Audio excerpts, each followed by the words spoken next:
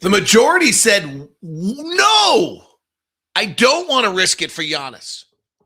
Are they right? That plus Ask LOJ on a Friday edition of Locked On Jazz. Next. Pow.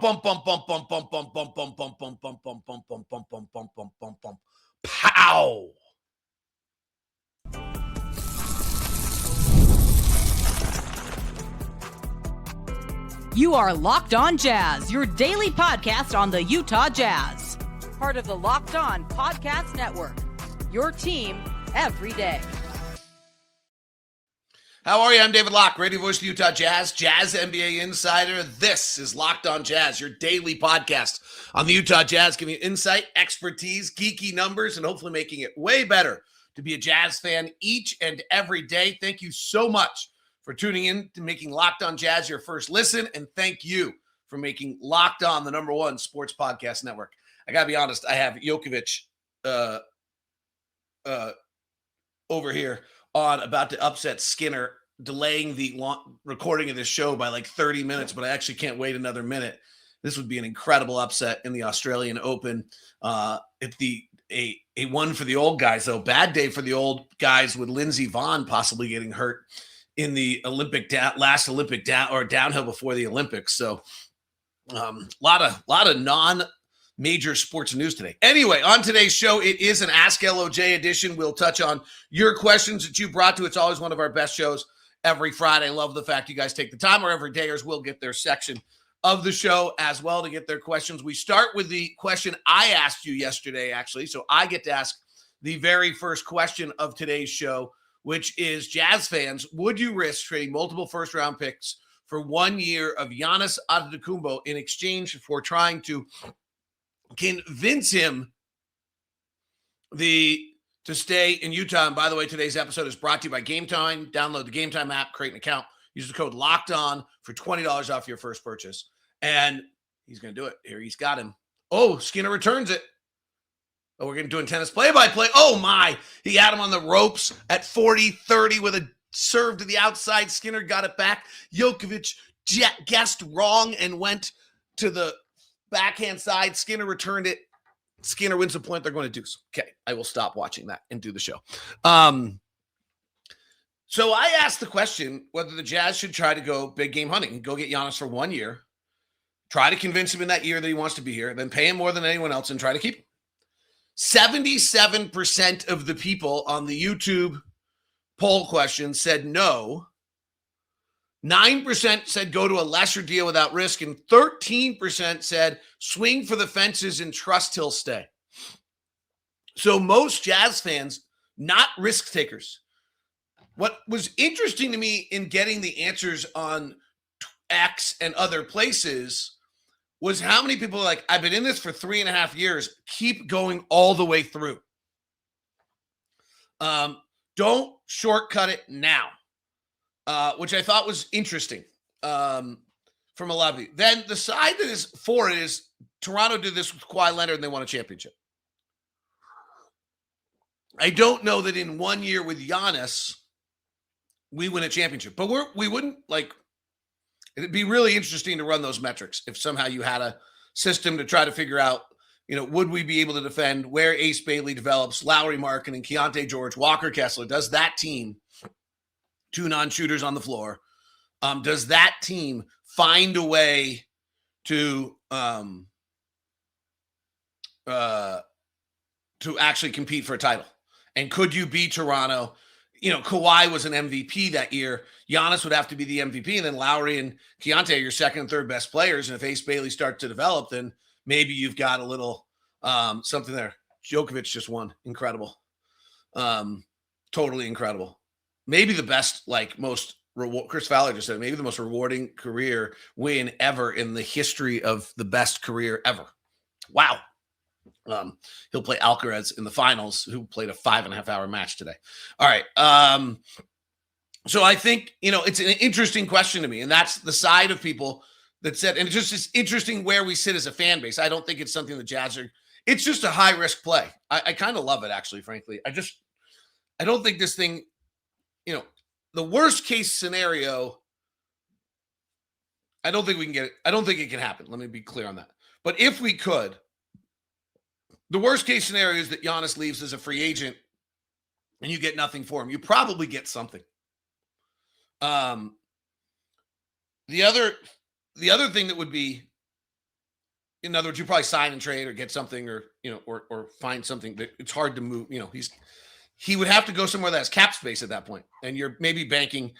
Though the Clippers and the Warriors will be opening up cap space right about the right time.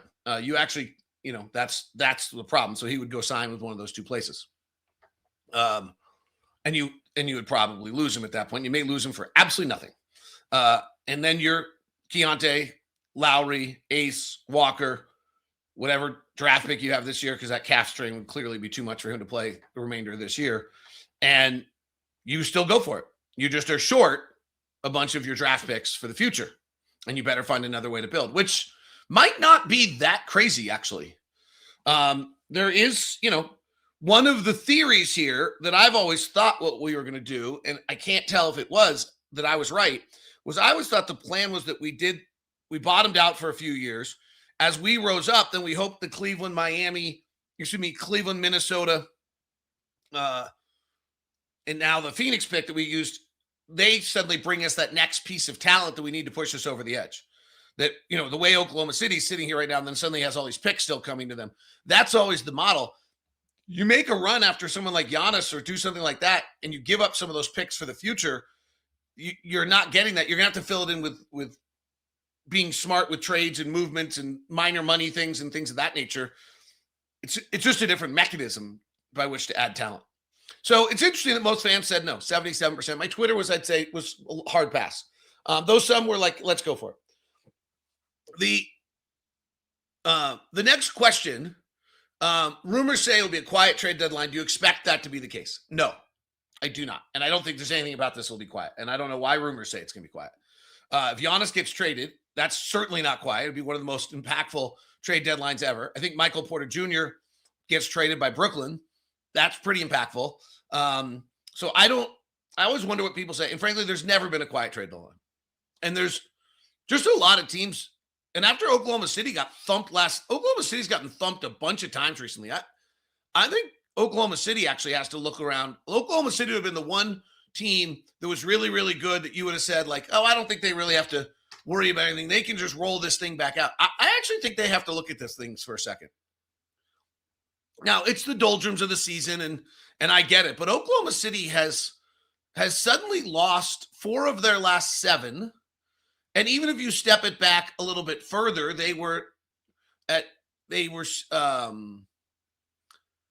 think they've lost about 6 of their last 12 or 11, and they've lost games they probably should win. And they got thumped last night. And their wins recently are against New Orleans, Milwaukee. They crushed Cleveland, which is a good win. Houston and San Antonio. But the other was against Memphis and us in overtime. So I actually even think Oklahoma City has to look at things. Denver's probably the team I think that has to not. If I'm Denver, I'm probably holding pat. But otherwise, I think just about everybody else who's in the race right now needs to add or do something. San Antonio's not deep enough and good enough shooting. Houston just isn't quite there. Minnesota's won 3 in a row and is making a surge, does not have a point guard. The Lakers, who are sitting in the 6th spot, can't be content. The Warriors need to do something or else they're just going to be in the middle of the pack doldrums. Over in the East, Detroit needs a secondary ball handler. New York may have righted the ship, but they probably need more. Boston is in kind of a funny situation now. Talk with Tatum not coming back. Toronto's got a lot of options. Cleveland's won 5 in a row. Might have righted the ship, but also probably doesn't have a. So I think it's going to be a very active trade deadline. Do you think it's realistic for the Knicks or Wolves would potentially trade OG, Bridges, or McDaniels for sweetening their Giannis offer? If you would you trade 2 or 3 first-round salaries to go get one? Yes. I think this is where the Jazz do get involved in this. And I think that this is where the Jazz, it gets a little tricky with our draft pick this year. But I think you can manage that. We've learned that. I think that the next stage of this to me is that this would be an absolute reason. This exactly is how I think you should be using your draft picks. I don't think we can get a player as good as any of those three players, probably with our draft picks coming up here in the upcoming years. Those players are really, really good. In OG Anunoby, Mikal Bridges, or Jaden McDaniels. They're really good. And the chances are you're not getting that out of the draft. And if you are getting it, it's 2 or 3 years away from being good. So if we're really hitting the accelerator next year and getting out of this realm of trying to be in the bottom of the draft to get picks and trying to make the play-in or playoffs, that 100%, that's a deal I would make. 100%. And also at some point, you have to stop adding young players. You just can't have 2 or 3 picks every single year. You're going to have to make decisions, but you also can just add players in other ways, in other systems. So the deals are so short. There's so many free agents. There's so many players available at the end of every year. So, we have all these picks still coming to us. We cannot be adding, and it's where the Jazz move of trading the lesser of the Cleveland, Milwaukee picks every year to go get that Phoenix pick down the road was really a very smart trade, because at some point we just couldn't have that. So this year we have 1 pick. In 2027, we have 3 picks. We don't need 3 picks in 2027. In 2028, we have a pick swap. Only 1. 2029, we have 2 picks. 2030, we have 1 pick. 2031, we have 2 picks. 2032, we have 1 pick. 32, we have 1 pick. Right. So we could easily move one of our 2027 picks. We could move a 2029 pick. We probably wouldn't want to move that Phoenix pick in 2031. We might trade ours. So absolutely, that's what we should be doing. That type of thing at this point makes all the sense in the world. Let's get into some basketball stuff. Our defense, our offense, our use of Taylor Hendricks, other things like that next on Locked on Jazz. Friday edition of Locked on Jazz is brought to you by my friends over at Murdoch Hyundai.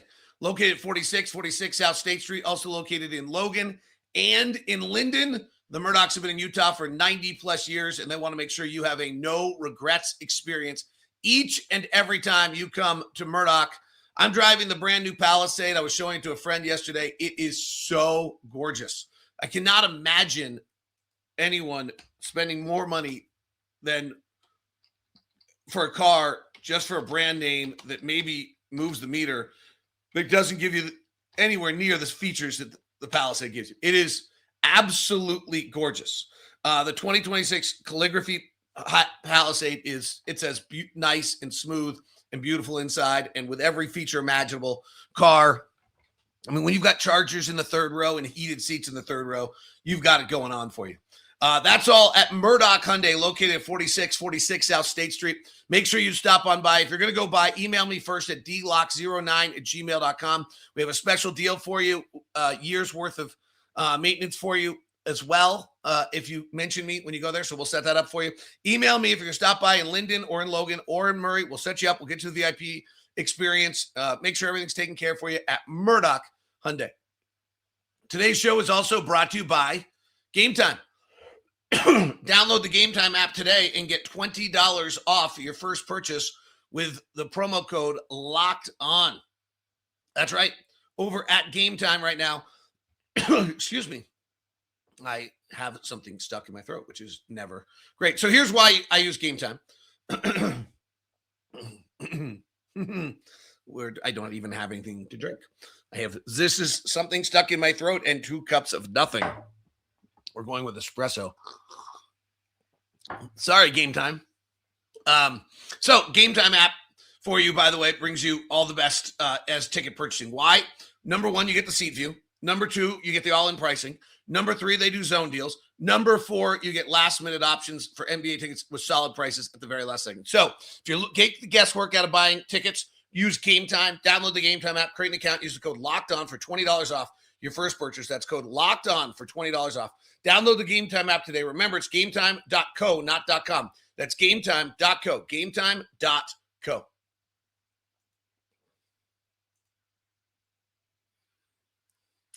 Thanks so much for making Locked On your first listen of the day. Thank you for making us the #1 sports podcast network. And thank you for joining the Everydayer Club. We got a new member yesterday. I want to shout them out. Always enjoy adding people to our Discord channel. Our great, trying to just create the ultimate Jazz community. where you can sit around and hang out and watch ball games and interact and talk with Jazz fans like you're having a great time. I'd like to welcome Mark Rollins to the Everydayer Club. For $5 a month, you get ad-free. You get the access to the Discord channel, and you get Locked On Sports Today exclusive ad-free to you as well. And then if you are an everyday or all access member, you get one-on-one texting with me. You get a portion of the show you're about to get right now where your questions are the ones that get answered. You get Leaf to Leans, draft breakdowns, and college basketball exclusive episodes that are only available to the all access members. Bonus content for you there. You also get access to the Locked On merch store and 15% off to get your Locked On gear that nobody else has access to, showing you are a true everydayer. That all is for plus a daily newsletter into your inbox about the show, plus all sorts of other fun things. That's all at lockedonjazz.supercast.com. That's lockedonjazz.supercast.com. Please join us. That's $15 a month or $150 a year. We love to have you involved and get those things going. All right, let's go to some of our everydayer questions. Peter wants to know which team is likely to acquire Giannis and how does it affect the conference? Right now, I have not tuned in. I think if the deal gets done before the deadline, it's the Warriors. So if the deal gets done before the deadline, it's the Warriors. If the deal doesn't get done till after the deadline, then I think it's Miami or New York. That seems to be the play here, that those are the three teams. I don't think Minnesota's rolling out the money for this. I know I keep hearing their name. I don't think the new ownership's rolling out the money for this. So the only wild card here would be if the Clippers pull something off. I just think that's like the end destination for Giannis in free agency could have been the Clippers. And so suddenly they jump in some way. I don't quite know what they would do and how they would piece it together and what their pick situation is. That makes it worth it for Milwaukee. But both Miami and New York end up with more to offer pick-wise. Each of them, I think, can add 2 more picks to their package. If they wait to do it in the offseason, at the draft, they can add this year's pick in the draft. And then they can also add, because they get to the draft, then they can add the pick down the road. So they, in a sense, each add 2 first-round draft picks as of draft day. That if it goes now, I think the Warriors have more to offer than those teams, and the Warriors get it. So that's, and if Giannis ends up in the West, we can just shoot ourselves. Like, I mean, seriously, like, what are we talking about? This comes in from, wait, that's not the one I wanted. Let's go back. More everydayer questions. Cloths. I kind of get the Jazz offensive identity. What is the defensive identity supposed to be? So this is fair. And there is beginning to be more and more murmuring about our lack of defense. And I get it. I do think you got to look at kind of what we've been trying to do, where we are as a franchise, who our personnel is. But the defensive identity going into this year, according to Will Hardy, was an effort to try to not let the ball get to the rim. And when really it was built around Walker. And the big question this year was, as good a Walker is in some ways, the one thing Walker had not shown is that he could anchor a great defense, that he was not having last year. He did not have huge impact on the floor when he was there defensively. And so the defense was built this year to funnel things to Walker, drive the ball to the rim, and then deny the rim. The problem is this is still the defense, and we have absolutely no rim defenders at all. We also and this is getting into it a little bit more, Klaus, that we, but let me stop there for a second. So that was the goal. And for the most part this year, they've continued to execute that defensive plan, which is not allowing opponents to get to the rim. The problem is, and the Jazz have allowed the second fewest amount of shots at the rim of any team in the league. The number's rising a little bit recently. The problem is, to do that, you allow a lot of threes. So Boston has allowed the fewest shots at the rim, and they allowed the most threes. Only, interestingly enough, Sacramento has figured out a way to deny the rim and deny the three. But then they're terrible defensively. So that, I think, is our defensive identity, is to deny the rim, to answer your question on that. Let's go to Daniel. What Jazz man, if any, would you like to see in the dunk contest? Oh, interesting. I mean, I think Ace is obvious, but maybe after seeing Walter Clayton Jr.'s dunk against Derek White, I would go there. Josh, do you see any way the Jazz could get OG and still tank for a high pick this year? Or would trading him mean we are done tanking this year and the pick would be in the trade? So the pick probably would not be in the trade. this is like, if you give up 2 future first-round picks, get OG Bridges or McDaniels, and then get better this year and lose your pick, you really give up 3 first-round picks. So you would need to do it in a manner by which you do not lose this year's pick. And this year's pick is in a terrible danger zone. Milwaukee's lost 4 in a row. Dallas has lost 3 in a row. Memphis has lost 4 in a row. I mean, these teams are right behind us, 3 wins and 4 wins ahead of us, and just looming. Like, I don't think Milwaukee's getting to 23 wins this year. I don't know that I think Memphis is getting to 23 wins this year. We really cannot afford to slide to 7 or 8 and go into the lottery with a chance to lose the pick. Like, and particularly because we're in now, right? Like, let's just be honest about it. Not only are we 4 years in, but we're into this season. Like, if we had pivoted 2 months ago and decided, okay, hell with it, we're not getting the pick, which I think would have been a terrible decision. But now we're in, right? This could get super harsh here for a while. Because, yeah, I mean, just this could get super harsh and ugly and super hard. Just leave it at that. So, yeah, I do think, right, if you're going to trade, make one of these deals, which I think is like, it's kind of the perfect deal for where we are, who we are, what we're trying to get done. It's got incredible things to it. But I agree, like, you can't afford to lose pick. Robert, if we redid the 2025 draft now, would we still draft Cody 10th? So I always look at drafts this way. This is how I evaluate draft picks. Okay. This works for both Cody, and then Taylor's been injured. So I think it's hard to tell whether that was a good or bad draft, but I always look at a draft, and I think you've probably heard this from me before. There's a point where a draft ends. Like, and then it's a crapshoot. So, like, you'll look at a draft, and a draft goes player. Oh, no. Yes. Nope. Like, you're like, okay, the draft ended at that other point. So if you look at this draft, Risha Shea, who's questionable right now, Alex Sarr, probably a player, Reed Shepherd, probably a player, Stephen Castle, probably a player, Ron Holland, not clear. Tajon Salon, Charlotte, not clear. Donovan Clingan, player. Rob Dillingham, maybe not. Zach Edey, probably a player because he's just so big. I actually look back at this draft and wonder if it ended after the 4th pick. And when I say ended, like, that you knew you were getting a player, because there's a real chance that Ron Holland's not going to make it as a regular rotation player, that Tajon Salon's not going to make it as a regular rotation, that Rob Dillingham's not. The only guys that did are 7-footers. So the first thing I would say is that, like, the draft may have ended at 4 and we were picking at 10.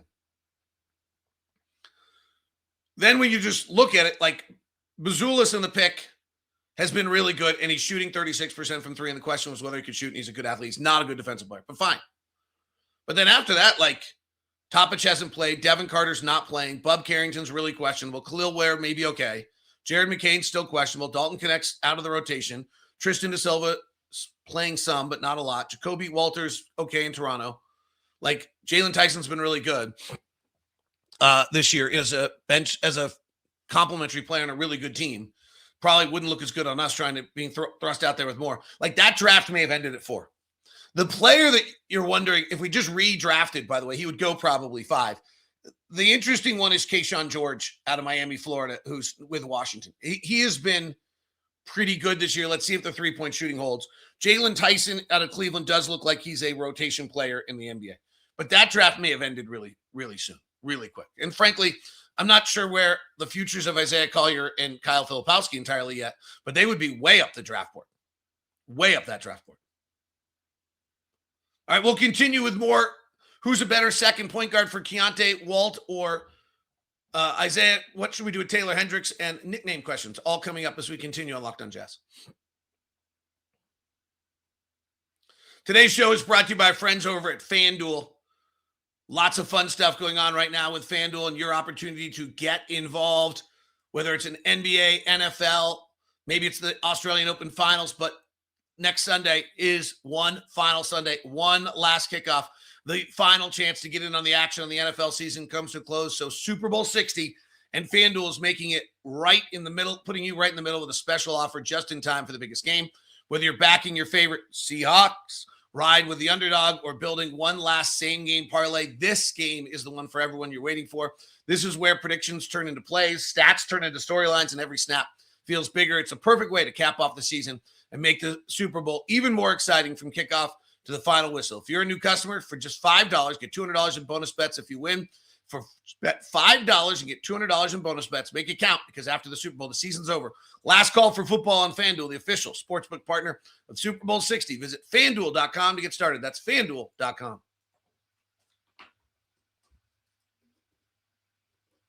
All right, let's continue with your questions. You're awesome. I appreciate you. Robert wants to know, who makes most sense of the second point guard behind Keyonte, Walt or Collier? I don't think it actually has anything to do with Keyonte. If Walt can really, really shoot it, he's going to be a great NBA player. If Isaiah can find this midi game and then shoot it adequately enough and use his power and strength, it's really just going to be a question of which one of those is able to find their strengths, both offensively and defensively. Both of them are really struggling defensively. Isaiah's having, in my opinion, a terrible defensive year. So I think that both, and Walt, I think, has just been overwhelmed with the strength and power. I think that it has nothing to do with Keyonte. Like, I don't think it's a question of which one of their skills develops. Does Karl Malone ever come around the team anymore? Not much. Karl's kind of living a reclusive life out in Louisiana. Seems to be doing really well. I follow Kay on Instagram. Karl did have that little venture where he kind of wanted to coach and with Derek Favors, and just did not work out great. It's just too hard. Like, the game's changed. The rules have changed. There was like a great scene where Karl kind of was going through Favors, all these things he had to learn how to do, and the coaches had to come back later and be like, hey, the rules have changed since Karl played. Those are all fouls now. And it was like, it was just kind of a sign of like, you're either in as a coach really putting in the work every day, and these guys work incredibly hard, or you're not. And you're seeing fewer and fewer former players coach in this league because of the fact they've all made enough money that why would you go through the grind and the work? I mean, Jason Terry's unique, and Rashard Lewis in San Antonio is unique. There's these guys that love the game so much they've come back with $100 million in their bank account. But I cannot tell you the stress and work that Sean Sheldon, Chris Jones, Scott Morrison, Chad Forcier, Mike Williams, I'm just naming all the coaches, Andrew Warren, all the guys put in. It's incredible. I admire them so much. And you're just not doing that if you have that kind of money in the bank. The Jazz now have 8 of the bottom 30 defenders in the league in estimated plus minus. Is this strictly a personnel issue? Is this coaching? And can they get better? I mean, I think to be a really good defensive team, you have to have two things. You've got to have a big-time rim defender that can cut off the rim, and then you've got to have some perimeter people that can that really almost forces the team to go away from them, right? Like, if you're playing Minnesota, you want to go away from Jaden McDaniels. We were playing someone the other night, and Chris Dunn. Like, you want to go away from Chris Dunn. And we just don't have any of those guys. Like, should our guys be better defensively? Yeah, probably. They're young. There has not been an effort to build a roster that wins basketball games right now. Like, I think that's probably, like, if we just want to be really super honest about things. And that has to impact the coaching staff's doing the best they can, but just on the simplest terms with like this team, like you can't play drop coverage defensively because we don't have a big that can protect the rim. You can't switch because you can't switch with Nurk, Kevin Love, or Kyle Filipowski. So you play this weird defensive scheme where you float out and show, and then you try to get back, and everyone's in rotation the whole time. And the other night we were super slow. But yeah, I mean, Keyonte's on the bottom of the barrel defensively again. So's Isaiah Collier. So's Bryce Sensabaugh. So's Cody Williams. Right. So it's like, so's Ace Bailey. It's not great. We have a pretty big sample size of Will Hardy defense with the caveats that we don't have good defensive personnel and almost no rim protection. Without Walker, do we need to change the defense? Like, the question in and of itself is obvious, right? Like, I love the fact that you asked the question, but I see your brain. You're writing out like, okay, our defense has been bad for 3 years in a row. Is this Will Hardy's fault? But then you're like, realize like, okay, but we have no defensive personnel. We have no defensive rim protection. Right? Our defense has to get better. This is not great, but also this is facilitating what we're trying to do. And Kevin Love is your centers. Like, come on, guys. Like, Kevin Love's not a center. Like, you can't ask your head coach to be a good defensive coach when Kevin Love is your center. And I think we've talked about this, but if you go back and look at Nurk's history, his teams have always been 27th, 28th, or 29th in the league defensively when he's the center. He had one good year, I think, for part of the year, like somewhere. Now, right? And like someone answers, well, Brooklyn's really good defensively. Why can't? Well, because they have Nick Claxton. He's pretty good. He was SEC, like he was all defense, 5th in the year in defensive player of the year 1 year, I think, as a he was SEC high level defensive player at Georgia. Okay. Well, Charlotte's playing well defensively. Well, Charlotte's figured out that Diabate can defend. But yes, there are young teams that can defend. And, if we get Walker back, we probably need to show some signs of defensive improvement. I don't know what need means, but like if we're ever going to be good next year, like, yes, there needs to be a swing toward defensive personnel, and Will Hardy has shown he's a great offensive coach. And so I think that you're going to, that Claxton was top 10, not top 5 defensive player of the year. I kind of knew that wasn't quite right. But so that's what and Claxton's not a great rim defender. I don't want to oversell him, but yeah, hey, give Jordy Fernandez credit in Brooklyn. They're playing great defensively. Give Charles Lee credit in Charlotte. They're actually playing defensively. We're not. Final set of questions were all about Taylor. Why aren't we playing Taylor? Is he being punished? No one's being punished. Everybody, the organization wants every player to play well. It's better for the organization to play well. No one gets punished. This isn't like 3rd grade. I get his injury is bad, but he's sitting on the benches and helping involve. He's really struggling.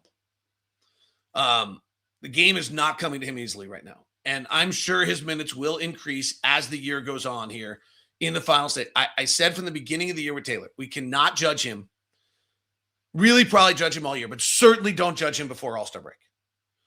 The history I have on major injuries is that the All-Star break gives you a reset, makes you realize you're okay, and then you go from there to starting to play again. So if you're going to evaluate him at all or judge him at all, you can do it a little bit after All-Star break. A little bit. But he's not a guy that played a ton of basketball, and then on the other end, he didn't have great instincts before, and the missed year is just really hard for him. And then I still don't think he's exactly right. Like, he's just coming back from a brutal injury. There's just been enough little balance things recently that, like, it's like, okay, he's still physically got ways to go. Let's just give Taylor space. That is Locked On Jazz today. Have a great day. Thank you for tuning in. Ron and I will be back with you after the game with Postcast, and then we will extend that, and then we will hit you from the road. It's a long East Coast road trip coming up. It's kind of, and then we do have actually one more, right? What do we have here? We have a long East Coast trip, then we have one more East Coast trip, and then the 3 games, and then nothing more than 2 the rest of the way. So it's kind of our last big hurrah on the road this year. Coming up already on Locked On Jazz. Thanks very much for tuning in. Everydayer Club, LockedOnJazz.supercast.com, socials, DLock09. Talk to you tonight with Postcast. We now send you to the first ever 24/7 national NBA channel on YouTube, Locked On NBA, or